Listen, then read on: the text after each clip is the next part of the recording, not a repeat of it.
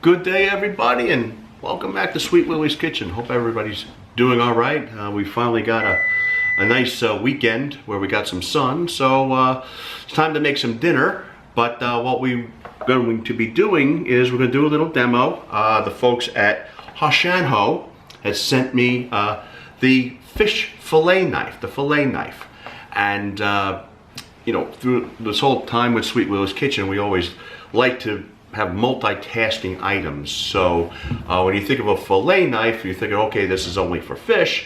Okay, partly true, but we've got, you know, some other things that we could use, and I just wanted to do a quick demonstration for this. So this is their Loong series, L-O-O-N-G series. Okay, we'll have the link down below for Amazon. They're a wonderful Amazon seller.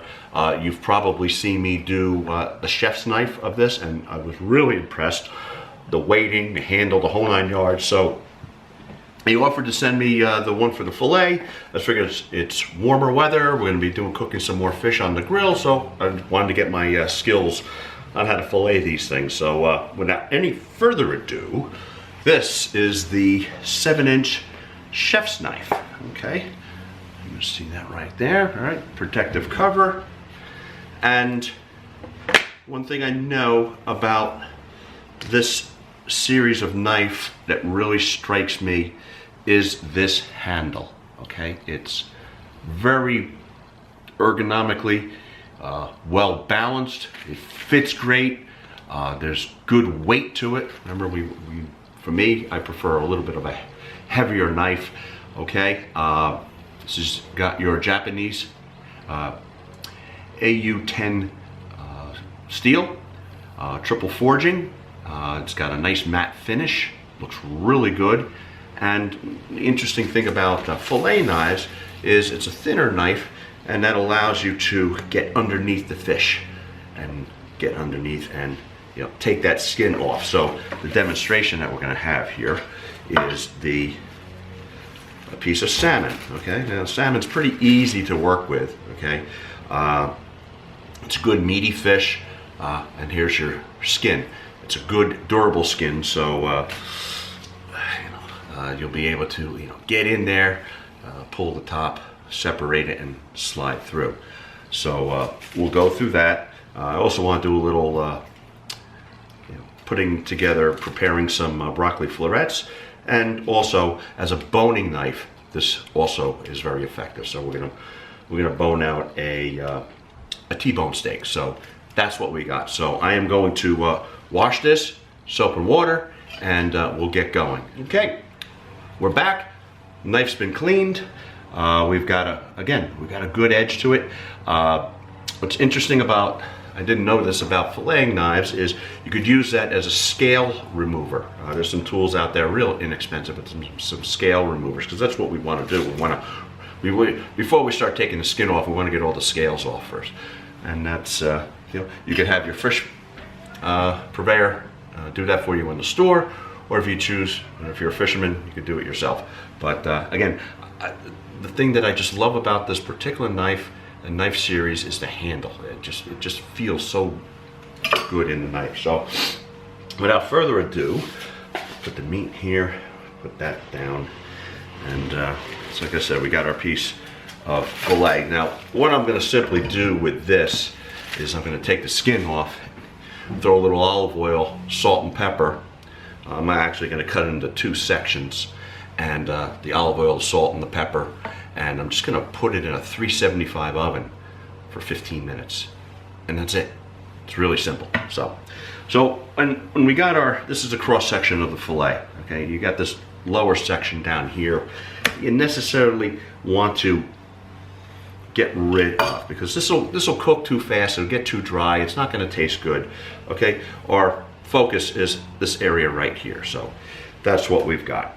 All right, so we'll work on that and take care of that. So it's interesting, we'll be able to just get underneath. Now remember, right, safest knife is a sharp knife. So after I wash it, what I do is We ran this on the steel to ensure that it's nice and sharp. You know, it comes out of the factory very sharp, but we just want to make sure. Okay, when we're working with steel, 5 on one side, 5 on the other, 4, 4, 3, 3, 2, 2, 1, 1. And that'll ensure a nice edge. Okay, so here we go. So we're going to give this a shot, and we're just going to get it down here. And again, a sharp knife is the safest knife. And all you're doing is letting the knife do the work. That is going to come out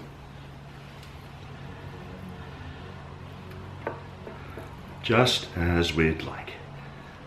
A little pressure. There we go. And there's our skin.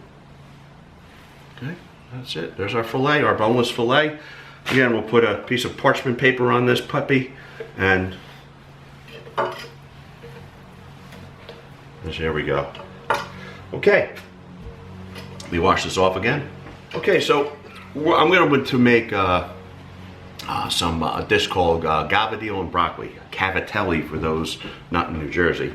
And it's simply a little type of pasta. And what we'll do is we would boil those, and then we would saute that in garlic, butter, olive oil, and steamed broccoli. Okay, what you need to do is steam it, put it in a steamer for about 6 or 7 minutes. Boom, we put that. All right, so but what we want to do is not a big chunk of broccoli like this. So as you can see in the broccoli, you've got the little florets. So this knife, again, we talked about multitasking. We want a knife that's multitasking, so we don't have to carry 15, 16 different knives. But this, I wanted to show the versatility of this. So we can come in like so, and get pretty close without doing anything damaging to the stalk or the floret. So we can get in there very nicely. And again, because it's sharp, we don't have to put a lot of pressure. And here we go. So that's the rest. And then we've got our nice florets. So we'll use that down the road. And our last piece, okay, our last piece right here is a good old-fashioned T-bone steak. I don't know about you, but whenever my supermarket has it on sale, we want to load up, freeze it, vacuum seal it, freeze it, and then we could save it for whatever we're going to be doing. We've been on a kick at the house during the week of having hibachi, where I'll make hibachi steak, fried rice, and usually when the T-bones or porterhouse is on sale, I'll use that. So you'll have a nice piece of the sirloin, and then you'll have a little piece of the tenderloin. So what we're going to do is I'm going to just trim this off the bone. Okay, here's the bone side here. Okay, and the side and the things that make the T. And then we're going to just trim the sides. I'm going to put this in the vacuum sealer and put it in the freezer because we'll probably use it on Wednesday night. But again, it is a nice sharp knife, and the beautiful thing is you can get around these bones so you're not wasting any of the good meat. That. Simply what you're going to do is you take this, draw this to you, come around, one more pass through, nice. And then we would follow the bone line. The bone will do it. The bone will guide you. Look at that. Yeah, we've cleaned that off nice. I remember growing up, I worked at a butcher shop, and the owner of the butcher shop used basically a fillet knife when he was trimming all the trimmings to make chop meat. So he would his chop meat was something else. So we're just going to take this off the take the fat off of this. Come through. Take a little piece like so. Okay. Now we have our sirloin portion. We have our sirloin portion. Let's trim off the excess of the fillet. Still want a little bit of fat when we're cooking to keep it nice and juicy. All right, and there you go. So as far as a good multi-purpose knife, I would ask that you consider the 7-inch chef's fillet knife. by HOSHANHO.